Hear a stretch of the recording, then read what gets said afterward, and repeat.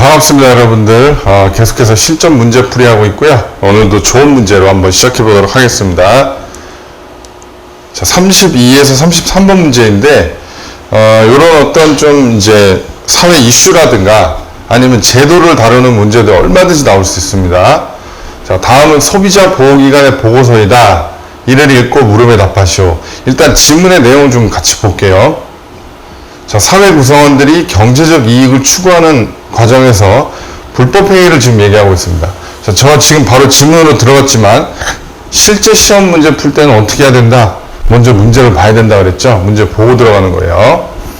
자, 불법행위를 감행하기 쉬운 상황일수록 이를 억제하는데 금전적 제재 수단이 효과적이다. 자, 요거 좀 핵심 키워드니까 정리를 좀 해놓을게요. 자, 불법행위가 지금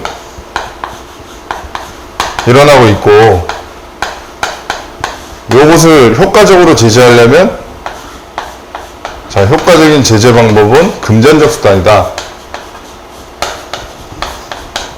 제재 수단은 뭐다?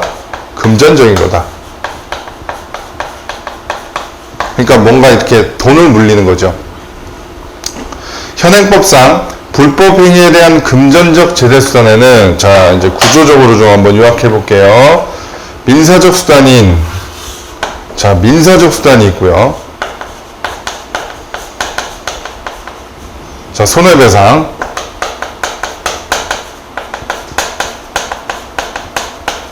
그 다음에 형사적 수단.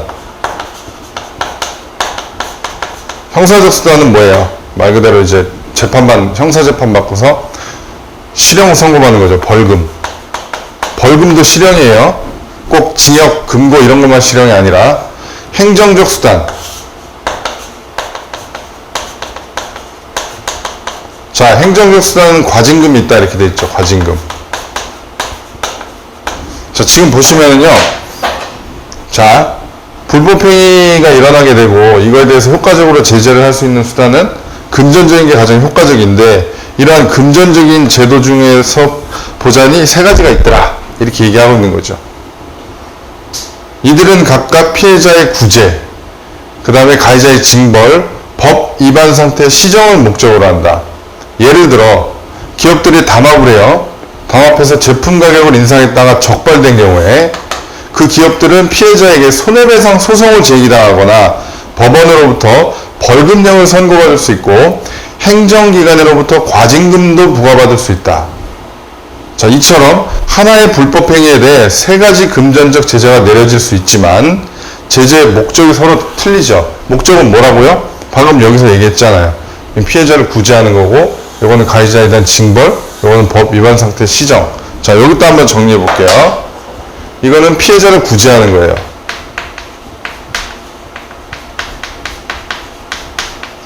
자, 요건 뭐 하는 거다? 가해자를 징벌하는 거고, 요거는 법 위반 상태를 시정하는 거예요. 이 목적이 더 틀려요. 눈썰미가 있으신 분들은, 왠지, 이 중에서 요게 좀 효과적이지 않을까라는 생각을 딱 할 겁니다. 자, 중복제재는 아니라는 것이 법원의 판단이다. 그러니까 이게 한 번에 세 가지를 다 때려도 된다라는 거죠. 그런데, 우리나라에서는 기업의 불법행위에 대해 손해배상 소송이 제기되거나 벌금이 부과되는 사례는 드물어서, 자, 뭐라고 되어 있어요? 손해배상 소송이 제기되거나 벌금이 부과되는 사례는 드물어서 과징금 등 행정적 제재 수단이 억제 기능을 수행하는 경우가 많다. 자, 주로 요거보다는 주로 요게 많이 활용된다. 요게 많이 활용된다. 계속 한번 읽어볼게요. 지금 이 내용을 요걸로 다 정리한 거예요.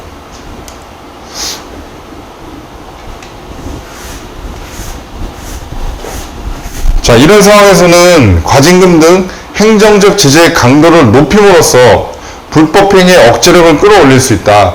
그러니까 과징금을 크게 자꾸 때려 넣는 거죠. 그쵸? 그러나 이게 적발 가능성이 매우 낮은 불법행위의 경우에는 과징금을 올리려면 적발을 해야 되잖아요. 근데 적발이 안 돼요. 그래서 뭔가 예를 들면 불법적으로 어떤 상행위를 하는데 이미 단속 정보가 막 다 이제 노출돼 갖고 이제 단속 오려고 하면은 문 닫고 이런 식으로 하니까 적발이 안 돼요. 그래서 자, 이게 만약에 지금 뭐라고 돼 있어요? 적발 가능성이 매우 낮은 경우에, 지금 이런 상황인데 주로 이걸 활용하는 건데 적발 가능성이 낮을 경우에는 한계가 있다. 낮을 때는 한계가 있더라. 어떤 상황인지 아시겠죠? 또한 피해자에게 기속되는 손해배상금과 달리 내가 뭔 피해를 입었어요. 불법 행위를 입었는데 내가 그 피해를 복구받으면서 내가 그 피해에 대한 어떤 돈을 직접적으로 받으면은 되게 좋은 건데 이건 그런 수단이 아니라는 거죠.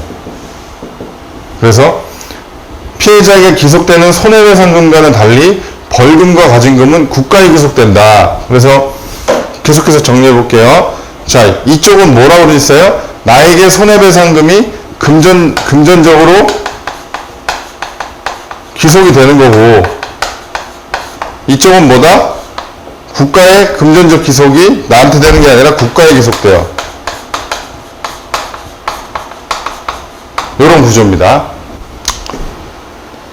과징금을 올려봤자 피해자에게는 직접적인 도움이 되지 못한다. 여기서 직접적인 도움은 뭐예요? 자, 이제 실제 문제 풀면서 한번 가볼까요? 자, 이거는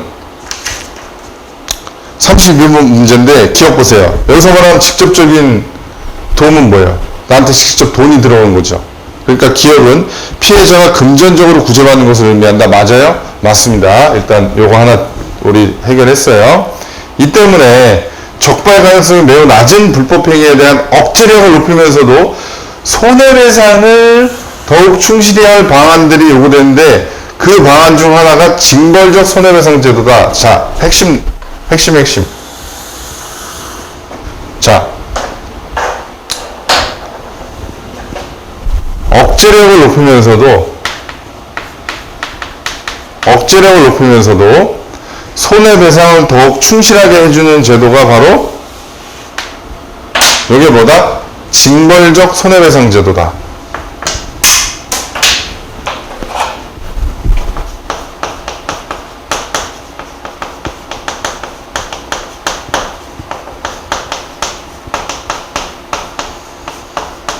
오케이, 좋죠. 이제 이거에 대해서 쭉 얘기하겠죠. 이 제도는 불법행위의 피해자가 손해액에 해당하는 배상금에다가 가해자에 대한 징벌의 성격이 가미된 배상금을 더하여 배상받을 수 있다. 그러니까 이게 뭐라고요? 징벌적 손해배상 제도는 원래 받을 수 있는 배상금 플러스 징벌적 성격의 배상금.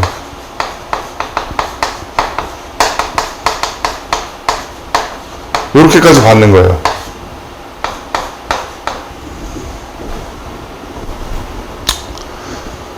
일반적인 손해배상 제도에서는 피해자가 손해액을 초과하여 배상받는 것이 불가능하지만 징벌적 손해배상 제도에서는 그것이 가능하대요. 그것이라는 건 뭐예요? 결국은 더 받을 수 있다라는 거죠. 자, 니은 보세요. 피해자가 손해액을 초과하여 배상받는 것을 가리킨다. 맞아요? 틀려요? 맞죠? 맞습니다. 그것이 가능하다. 그런데 이 제도는 지금 뭐 얘기하고 있어요? 징벌적 손해배상 제도 얘기하고 있죠? 그러니까 디귿은 징벌적 손해배상 제도를 가리킨다. 자, 이 제도는 민사적 수단인 손해배상 제도이면서도 피해자가 받는 배상금 안에 벌금과 비슷한 성격. 이 벌금은 뭐예요? 벌금은 아까 요거였잖아요. 형사적인 거잖아요. 형사적 제재 수단이죠. 가미된 배상금이 포함된다는 점 때문에 중복제재의 발생과 관련하여 의견이 약간 엇갈린대요. 자, 그러면은 이 볼까요? 리을? 틀렸죠? 행정적 제재 수단이 아니라 형사적 제재 수단입니다. 이거 일단 하나 문제 풀었습니다. 자, 다시 정리합니다. 징벌적 손해배상 제도는요, 억제력을 높이면서도 피해자 구제에 굉장히 효과적인데 이게 지금 어떤 성격을 갖고 있다? 민사적 성격이면서도 형사적 성격을 같이 갖고 있다. 그런 점 때문에 중복 제재의 발생과 관련하여 의견이 엇갈린다. 그래서 이 제도에 대해서 찬반 양론으로 이어지고 있다.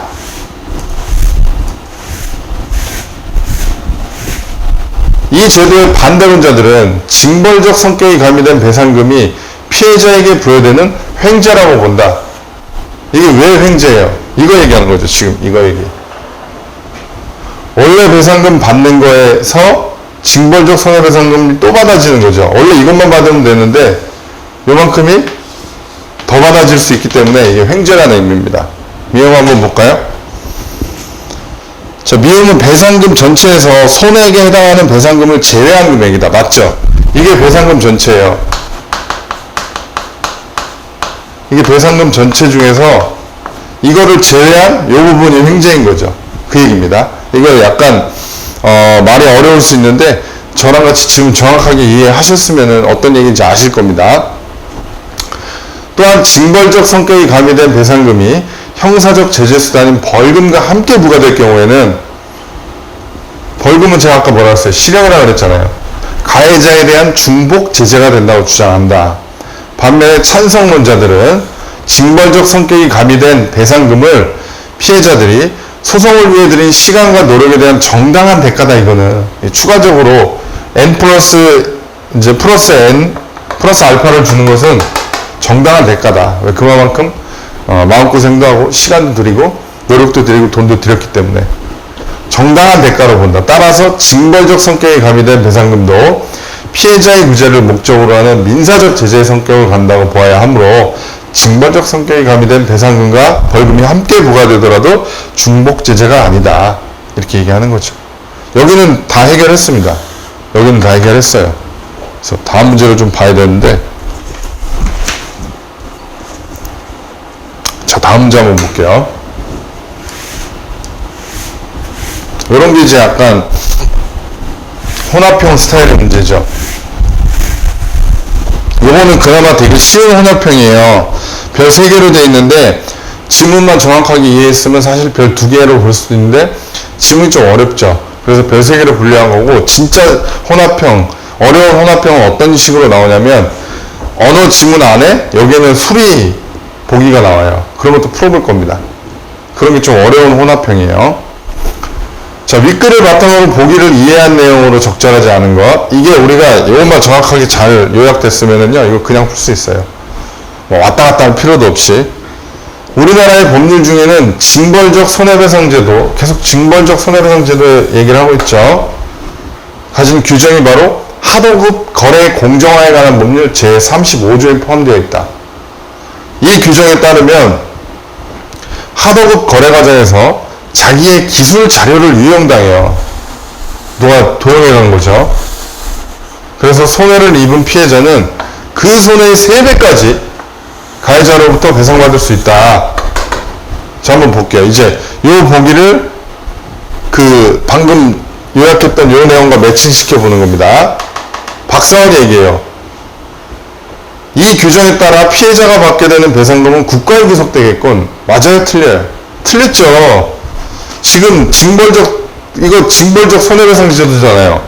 징벌적 손해배상제도는 피해자를 구제해 주는 거고, 금전적 기속이 이 피해자에게 된다 했잖아요. 잘못 이해했죠. 이분은 지금 공부 좀 많이 해야 될 것 같아요. 이주임. 이 규정의 시행으로 기술 자료를 이용해 타인에게 손해를 끼치는 행위가 억제될 수 있겠죠. 그쵸? 왜냐하면 3배까지 물리잖아요. 유대리. 이 규정에 따라 피해자가 손해 3배를 배상받을 경우에는 배상금에 징벌적 성격이 가미된 배상금이 포함되겠군. 어떤 얘기입니까? 이 얘기죠. 이 얘기. 배상금 전체 안에는 기본적으로 받아야 될 배상금에 징벌적 성격의 배상금이 포함되어 있다 그랬죠. 자, 고 과장님. 일반적인 손해배상 제도를 이용할 때보다 이 규정을 이용할 때 피해자가 받을 수 있는 배상금의 최대한도 당연하죠. 3배까지 된다 했으니까. 김 팀장님. 이 규정이 만들어진 것으로 볼 때 하도급 거래 과정에서 발생하는 기술 자료 유용은 적발 가능성이 매우 낮은 불법 행위에 해당하겠군. 아까 맨 처음에 뭐라고 했습니까? 적발 가능성이 너무 낮아요. 그렇기 때문에 행정적으로 과징금을 부과하는 건 한계가 있어서 이 효과적인 제재 수단으로 지금 이게 나온 거 아니에요. 징벌적 손해배상 제도가. 그러니까 이 배경 설명을 하고 있는 거죠. 맞는 겁니다. 맞는 거예요. 자, 이제 조금 넘어가서 다른 문제 한번 풀어볼게요. 자, 문제가 제가 이렇게 띄엄띄엄 풀고는 있지만 거의 뭐 웬만한 거는 다 다릅니다. 어떤 유형적으로 볼 때는 다 다르고 있고요. 그리고 이건 직접 많이 풀어봐야 된다 그랬죠. 저는 어떤 뭐 이제 시범, 소위 말해서 숙달된 조교의 시범을 보이는 거고, NCS 시험은 진짜 많이 풀어봐야 돼요. 많이 풀어보고 많이 고민해보고, 그 다음에 해설은 최대한 자세히 해놨잖아요. 자세히 해놨지만 나중에 해설과 다르게 본인이 이해할 수 있어서 풀기만 하면 됩니다. 그런 단계, 그런 경지로 가셔야 돼요. 궁극적으로는. 자, 이제 38번부터 40번 해서 세 문제 한번 볼 건데요. 지문 보면서 이런 문제들 같이 한번 해결해 볼게요. 다음은 보험을 취급하는某某공단의 내부 편람에서 발췌한 자료이다. 자료를 읽고 물음에 답하시오. 이렇게 돼 있죠. 자, 보험은 같은 위험을 보유한 다수인이 위험 공동체를 형성하여 보험료를 납부하고 보험사고가 발생하면 보험금을 지급하는 제도이다. 자, 용어를 헷갈리시면 안 돼요. 그러니까 고객이 보험료를 납부하는 거예요. 보험료를 납부하는 거고, 그 다음에 보험회사는 보험금을 지급하는 겁니다.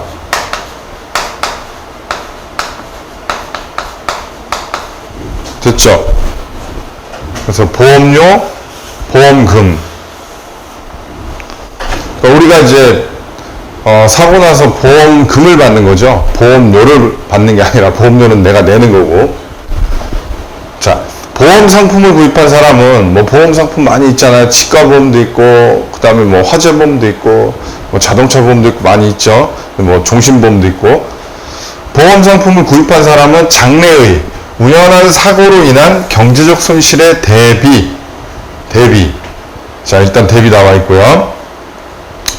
그러니까 미리 대비한다라는 거죠, 여기서는. 그런 의미예요. 이거 한번 바로바로 풀어볼까요? 자, 39번 문제 보시면은요. 자, 지금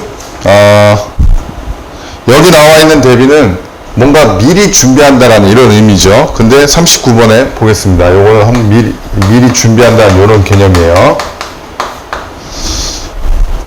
자, 지난해의 이익과 손실을 대비해 올해 예산을 세웠다. 1번 맞아요, 틀려요? 여기서 지난해 이익과 손실을 대비한다라는 건 이 대비가 아니죠. 미리 준비한다는 게 아니라 이것과 저것, 자, 이것에 대비하여 작년에 비교, 이때 말하는 대비는 비교죠. 비교. 그렇기 때문에 틀린 겁니다. 그래서 답은 나왔어요. 바로 넘어가시면 돼요. 실제 시험 문제 풀 때는 이렇게 하고. 자, 경제적 손실에 대비할 수 있다. 보험금 지급은 사고 발생이라는 우연적 조건에 따라 결정되는데, 이건 무슨 말이에요? 보험료는 일정하게 납부하고 사고가 발생하는 걸 조건으로 내가 보험금을 받는 거죠. 그래서 조건의 실현 여부에 따라 받을 수 있는 재화나 서비스가 달라지는 조건부 상품이다. 조건부 상품이라는 얘기를 했어요. 지금 보험을 얘기하면서. 이게 이제 보험 제도고, 이 보험은 조건부 상품이다.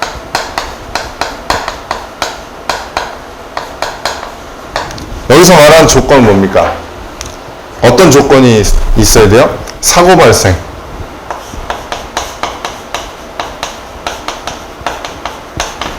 그래서 사고 발생이 있어야지 이제 보험금이 지급되는 거예요. 위험 공동체 구성원이 납부하는 보험료와 지급받는 보험금은 그 위험 공동체의 사고 발생 확률을 근거로 산정돼요. 사고 발생 확률. 그러니까 이게 치과 보험을 예를 들면 보통 뭐 몇 개월에 몇 개가 썩고 뭐 이런 게 있을 거 아니에요. 몇 개가 뭐 살짝 깨지고 뭐 이런 확률들이 다 있을 거예요. 보험마다. 특정 사고가 발생할 확률은 정확히는 알 수 없지만 그동안에 발생된 사고를 바탕으로 그 확률을 예측한다면 관찰 대상이 많아짐에 따라 실제 사고 발생 확률에 근접하게 된다. 그러니까 그런 걸 많이 하죠. 보험회사는 절대 안 망한다. 그리고 절대 보험회사들이 믿지거나 안 한다. 이런 얘기를 많이 합니다. 왜냐하면 이런 확률을 좀 정확하게 알고 있다라고 간주하는 거죠. 본래 보험가입의 목적이 금전적 이득을 취하는 데 있는 것이 아니에요. 보험은요. 이거를 이제 많이 우리가 실제 보험을 드는 데 있어서 망각을 하는데, 물론 경우에 따라서 보험이 금전적 이득을 취하는 결과를 초래할 수는 있어요. 그런 결과를 야기할 수는 있지만 보험 자체의 본질은 뭐예요? 경제적 이득을 취하는 데 있지 않습니다. 내가 보험금을 내고 장래의 경제적 손실을 보상받는 데 있는 거예요. 그러니까 조금 더 극단적으로 얘기하면 최소한 평타라도 치는 거죠. 본전이라도 뽑아낼 수 있으면은 그게 보험의 본질에 있는 거지, 내가 어떤 사고를 당한 거에서 더해 이만큼 더 큰 돈을 벌겠다, 그런 게 본질이 아니라는 거예요. 위험 공동체 구성원은 자신이 속한 위험 공동체 위험에 상응하는, 그 위험에 상응하는 보험료를 납부하는 것이 공정할 것이다. 이해되세요? 위험에 상응하는.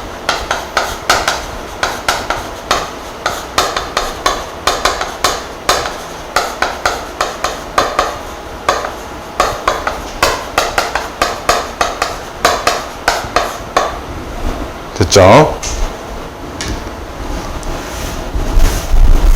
자, 따라서 공정한 보험에서는 이제 공정한 보험에 대해서 얘기합니다. 공정한 보험에서는 구성원 각자가 납부하는 보험료와 그가 지급받을 보험금에 대한 기대값이 일치해야 된다. 위험에 상응하는 보험료 납부가 이게 공정한 이제 보험인데,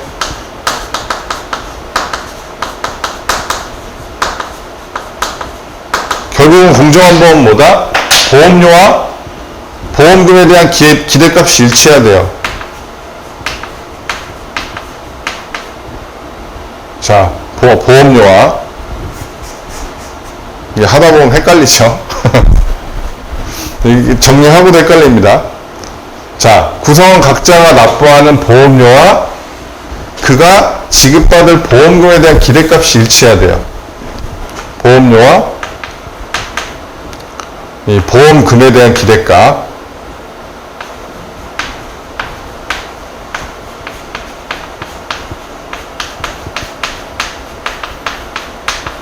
요게 일치해야 공정한 보험이에요. 됐어요?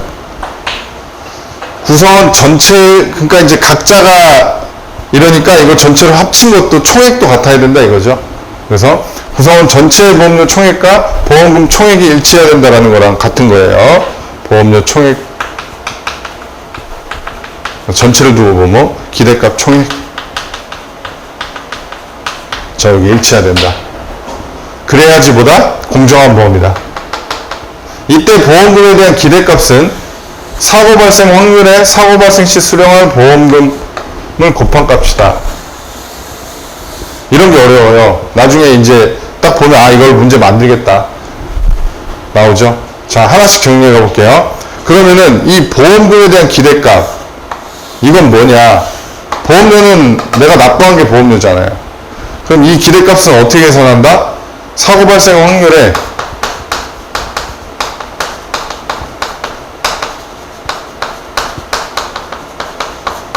뭘 곱하다? 사고 발생 시 수령할 보험금. 그러니까 보험금은 수령하는 거니까 그냥 보험금이라고 적을게요. 이렇게 하면 우리가 이해가 되잖아요. 그쵸? 그럼 보험금에 대한 기대값은 뭐다? 사고 발생 확률 곱하기 보험금이에요. 사고 발생 확률이 20%다. 그때 보험금이 50만 원이 지급된다. 그럼 25만 원인 거죠, 기대값이. 그런 식이에요. 그 다음에 보험료율이라는 게 있어요. 보험료율. 보험료율. 자, 보세요. 보험금에 대한 보험료의 비율. 보험료에 대한 보험료의 비율. 보험금에 대한, 자, 보험료의 비율. 그래서 보험료.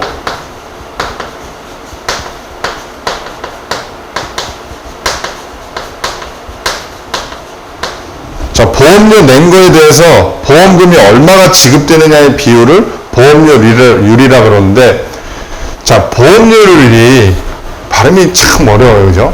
보험료율이 사고 발생 확률보다 높으면 구성원 전체의 보험료 총액이 보험금 총액보다 더 많고, 이 말은 무슨 말이에요? 보험료율이 사고 발생 확률보다 높다는 얘기는 무슨 말입니까? 보험금을 적게 내고 실제 사고 났을 때 보험금을 더 많이 타내는 거죠. 그러면은 구성원 전체의 보험료 총액이 보험금 총액보다 더 많고, 그 반대의 경우에는 구성원 전체의 보험료 총액이 보험금 총액보다 더 적게 된다. 이렇게 되는 거죠. 따라서 공정한 보험에서는, 자, 이게 핵심이에요. 공정한 보험에서는 보험료율과 그 다음에 사고 발생 확률이 같아야 된다. 이거 정리해 놓을게요. 자, 그래서 다시 한번 얘기하지만 공정한 보험에서는 보험료율과 사고 발생 확률이 같아야 된다.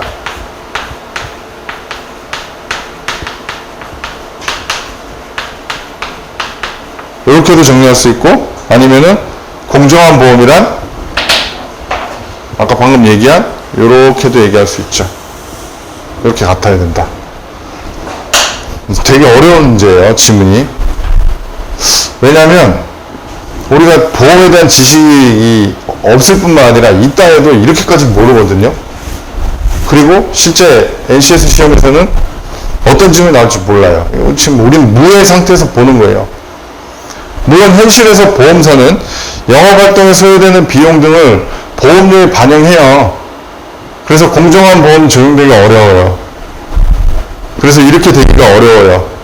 기본적으로 위와 같은 원리를 바탕으로 보험료와 보험금을 산정한다. 그런데 보험가입자들이, 고객들이 자신이 가진 위험의 정도에 대해 진실한 정보를 알려주지 않는 한, 그러니까 내가 지금 어떤 수술한 이제 병력이 있고, 그 다음에 가족력, 어떤 유전력이 있고, 그 다음에 어떤 뭐 몸에 좀 치명적인 어떤 약물을 복용한 경험이 있고, 이런 걸 알려주지 않는 한 보험사는 보험가입자 개개인이 가진 위험의 정도를 정확하게 파악하여 거기에 상응하는 보험료를 책정하기 어렵죠. 정보의 불일치 현상이라고 하는데, 자, 여기서 파악이란 말은 정확히 아는 것, 뭐 이런 의미죠. 이해하고 정확하게 아는 것. 문제 한번 아예 지금 보면서 넘어갈게요. 일을 시작하기 전 상황을 파악하는 것이 중요하다. 같은 뜻입니다. 같은 뜻이에요. 이런 식으로 이제 하면 돼요. 이렇게 매칭시키는 겁니다. 다음 문제부터는 제가 안 볼 거예요. 왜냐하면 답을 찾았기 때문에. 여기까지는 제가 한번 보여드린 겁니다. 이러한 이유로 사고 발생 확률이 비슷하다고 예상되는 사람들로 구성된 어떤 위험 공동체에 사고 발생 확률이 높은 사람들이 동일한 보험료를 납부하고 진입하게 되면, 자, 이게 이런 상황이죠. 자, 예를 들면요, 여기에 지금 2만원씩 내고 보험료를 2만원씩 내고 납부한 사람들의 이게 사고 공동체예요. 그래서 예를 들면 뭐 10%의 어떤 사고 확률이 있다. 그런데 사고 발생 확률이 높은 사람들이 일로 들어와요. 똑같은 2만원을 내고 사고 발생 확률이 20%인 사람이 똑같이 2만원을 내고 들어와요. 그러다 보니까 보험회사가 이 사람들 때문에 보험금을 더 지급하는 확률이 높아지죠. 그러니까 보험료를 올린단 말이에요. 그런 얘기를 하는 거죠. 전체적으로 그 위험 공동체의 사고 발생 빈도가 높아져 보험사가 지급하는 보험금의 총액이 증가하죠. 이해되세요? 보험사는 이를 보전하기 위해 구성원에 납부해야 할 보험료를 올릴 수밖에 없습니다. 왜냐하면 기존에는 사고 발생 확률이 10%였기 때문에 10%에 대한 보험금만 지급하면 됐는데, 이런 사람들이 계속해서 들어오니까 평균적으로 15%로 올라가 버리죠. 그러니까 그걸 보전하기 위해서 보험금을 안 되겠다. 예를 들면 25,000원이면 25,000원 이런 식으로 인상한다 이거예요. 결국 자신의 위험 정도에 상응하는 보험료보다 더 높은 보험료를 납부하는 사람이 생기게 돼요. 나 2만원만 내다가 갑자기 25,000원 내야 돼요. 그 보험금 인상이 그래서 되는 거예요. 자, 이러한 문제는 정보의 비대칭성에서 비롯되는데, 보험 가입자의 위험 정도에 대한 정보는 보험 가입자가 보험사보다 당연히 더 많이 갖고 있죠. 자기 몸이 어떤 상태인 거는 자기가 더 잘 알고 있는데 실제 가입할 때 그걸 교묘하게 숨겨요. 근데 이걸 뭐라 할 수가 없네요. 그쵸? 저도 고객이니까 제가 보험사 직원은 아니잖아요. 그렇기 때문에 뭐라 할 말은 없어요. 이를 해결하기 위해 보험사는 보험 가입자의 감춰진 특성을 파악할 수 있는 수단이 필요해요. 그러니까 암 수술한 적이 있는지 아니면은 뭐 어떤 이제 유전적인 질환이 있는지 이걸 파악할 방법이 필요해요. 그래서 우리 상법에 규정되어 있는 고지의무라는 게 있어요. 고지의무. 이러한 수단이 법적으로 구현된 제도인데 보험 계약은 어떻게 된다?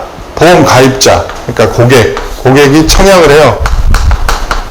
그러니까 이제 신청서를 내는 거죠. 이게 청약하는 거고 보험사가 승낙합니다.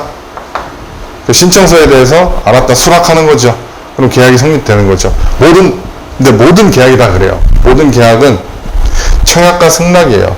심지어 슈퍼마켓에서 이제 물건 사고 잔돈 받고 하는 것도 계약이에요. 물건 들고서 계산대로 가져가는 게 청약이고, 그거 이제 돈 받고 거슴돈 내주고 이제 봉투에서 그거 넣어서 내주잖아요. 그런 관계가 다, 모든 계약은 다 청약과 승낙으로 구성이 됩니다. 보험 가입자는 반드시 계약을 체결하기 전에 중요한 사항을 알려야 하고 이를 사실과 다르게 진술해서는 안 된다. 이건 지금 누구를 보호하기 위한 겁니까? 보험회사를 보호하기 위한 거죠.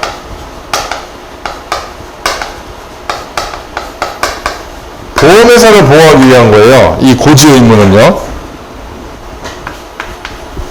왜? 정보의 비대칭성이 있다고 그랬잖아요. 정보의 비대칭성.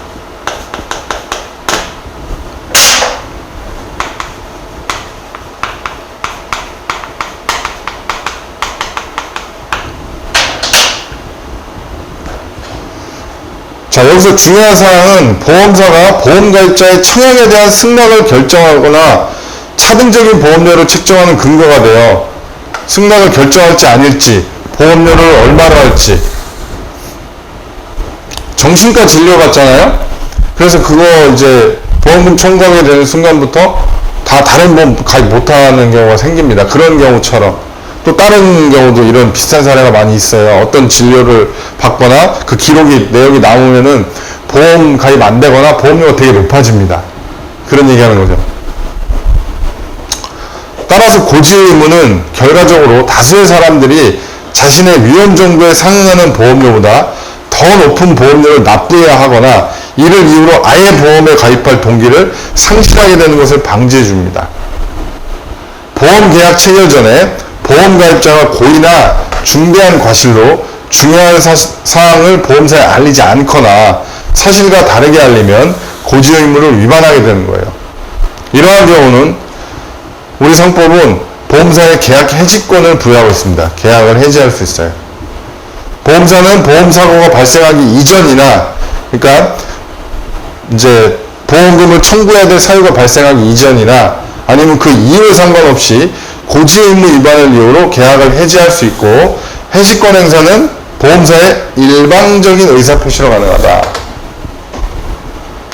자, 고지 의무를 위반할 경우에는 위반 시 해지권 행사 가능하다. 이 해지권은 보험사의 일방적인, 그래서 단독행위라고 하는데 일방적인 의사표시.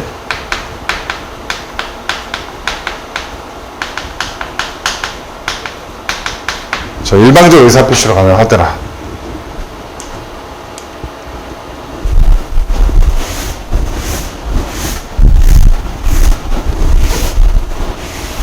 자, 해지를 하면 보험사는 보험금을 지급할 책임이 없게 되며, 왜냐하면 중대한 과실이나 고의로 그 고객이 알리지 않았잖아요. 그러니까 이런 사유를 알게 되면 이제 보험금 지급할 책임이 없게 되면, 이미 보험금을 지급했다면 반환도 청구할 수 있죠. 그러니까 참 세상살이가 그래요. 그쵸? 뭐 내가 모르고 그랬다 하더라도 이제 이런 반환을 청구받을 수 있는 상황이 올 수도 있다라는 거예요. 일반적으로 법에서 의무를 위반하게 되면 위반한 자에게 그 의무를 이행하도록 강제하거나 손해배상 청구할 수 있는 것과는 달리 보험가입자가 고지 의무를 위반했을 때는 보험사가 해지권만 행사할 수 있다. 그러니까 뭐 손해배상을 청구하거나 그렇게는 못한다. 그런데 보험사의 계약 해지권이 제한되는 경우도 있어요. 계약 당시에 보험사가 고지 의무 위반에 대한 사실을 알았어요. 사전에 이미 알고도 보험가입을 승낙한 거예요. 알았거나 아니면 중대한 것을 알지 못한 경우예요. 그러니까 고객이 분명히 알렸음에도 뭐 담당자가 그걸 인지하지 못했거나 아니면 서류상에 표시를 했는데도 그걸 못 봤거나 이런 건 중대한 과실이죠. 보험가입자가 고지 의무를 위반했어도 이때는 해지권 배제되죠. 이건 뭐예요? 여기서 말하는 보험 해지권은 행사할 수 없다라는 의미죠. 이는 보험가입자의 잘못보다 보험사의 잘못이 더 책임을 둔 것이라 할 수 있다. 그러니까 기본적으로 고지 의무는 뭐다? 보험사를 보호하는 건데 보험사에게 중대한 과실이나 어떤 귀책 사유가 있다라고 한다면 그때는 보호해주지 않는다 이거죠. 근데 보험사가 그렇게 호락호락하지는 않을 거예요. 자, 이는 양자의 그래서 또 보험사가 해지권 행사할 수 있는 기간에도 일정한 제한을 두고 있는데 이는 양자의 법률관계를 신속히 확정함으로써 보험가입자가 불안정한 법적 상태에 장기간 놓여있는 것을 방지하려는 것이다.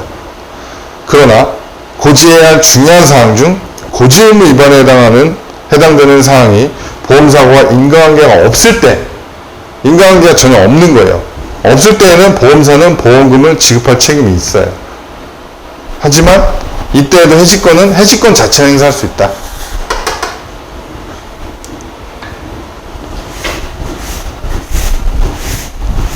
자, 보험에서 고지 의무는 보험에 가입하려는 사람의 특성을 검증함으로써 다른 가입자에게 보험료가 부당하게 전가, 이건 뭐예요? 나에게 이제 타인에게 전가한다, 책임을 전가한다 이런 얘기 하는 거죠. 그래서 타인에게 밀어넣는 거죠. 전가되는 것을 막는 기능을 한다. 이로써 사고의 위험에 따른 경제적 손실에 대비하고자 하는 보험 본연의 목적이 달성될 수 있다. 이거 그냥 한번 이해한 거 바탕으로 한번 볼까요? 자, 윗글을 이해한 내용으로 가장 적절한 거. 허주임. 보험사가 청약을 하고, 보험사가 청약을 해요? 아니죠. 이제 고객이 청약을 하는 거죠. 보험 가입자가 청약을 하고, 보험사가 승낙해야 보험계약이 해지는 아니죠. 그렇게 해야 보험계약이 성립하는 거고, 해지는 아니라 그랬잖아요. 아까 뭐라 그랬어요? 일방적인 의사표시를 하나 하다 그랬죠. 해지는. 자, 박성원 얘기합니다. 구성원 전체의 보험료 총액보다 보험금 총액이 더 많아야 공정한 보험이다. 공정한 보험은 아까 뭐라고 했어요? 보험료와 기대값이 일치해야 된다. 혹은 보험료율과 사고 발생 확률이 일치해야 된다. 그리고 그 전에 또 보험료와 보험금이 일치해야 된다. 이 얘기 했잖아요. 그러니까 결국은 보험료 총액과 보험금 총액이 같아야 돼요. 그래야 공정한 보험입니다. 지금 여기서 내내 그 얘기 한 거예요. 자, 됐죠? 보험사고 발생 여부와 관계없이 같은 보험료를 납부한 사람들은 동일한 보험금을 지급받는다. 이거는 보험사고 발생 여부와 관계없이 이 부분 틀렸어요. 왜냐하면 이 보험이라는 것 자체가 조건부 상품이라고 그랬죠. 사고 발생을 조건으로 하는. 그럼 사고 발생도 안 했는데 보험료를 납부했다고 보험금을 주면 적금인가요? 이건? 보험은 적금이 아니에요. 그러니까 뭐 저축성 보험 뭐 이런 거 막 이제 많이 얘기하는데 그런 제도가 있다 하더라도 보험이 적금은 아니에요. 보험은 보험입니다.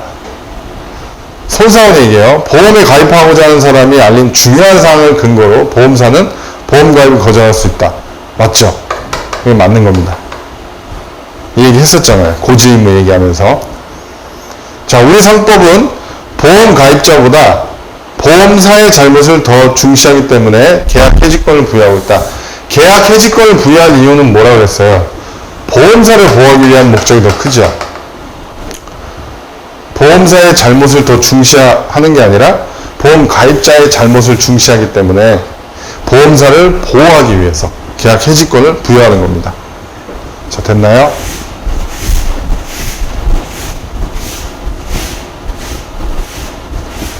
자, 다음 문제 볼게요.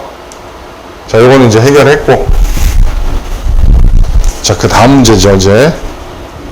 오늘의 마지막 문제입니다. 자, 한번 보겠습니다.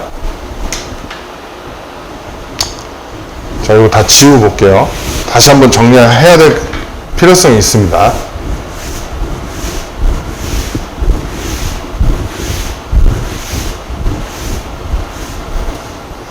자, 사고 발생 확률이 각각 0.1과 0.2로 고정되어 있다. 사고 발생 확률. 고정되어 있는 위험 공동체 A와 B가 있다. 그래서 사고 발생 확률.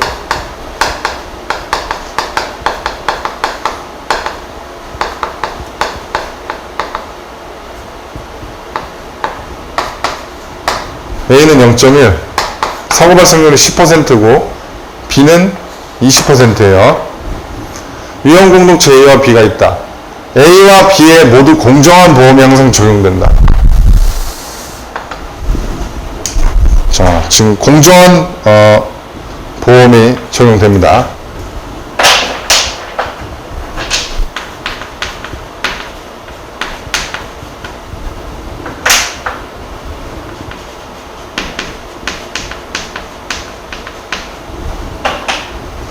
각 구성원이 납부할 보험료와 사고 발생 시 지급받을 보험금을 산정하려고 해요. 단 동일한 위험 공동체 구성원끼리는 납부하는 보험료가 같고 지급받는 보험금이 같다. 자, 보험료는 한꺼번에 모두 납부한다. 요거는 좀 해설 제가 이렇게 해놨는데, 자, 이거를 모르더라도 언어적으로만도 풀 수는 있어요.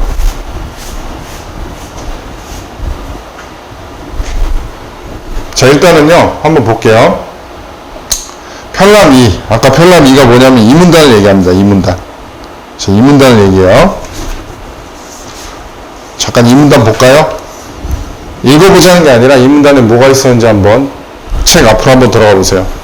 이 부분이에요. 이문단. 제가 막 한참 막 정리했던 부분. 제일 복잡한 부분이에요. 그거를 이렇게 표현해 놓은 겁니다.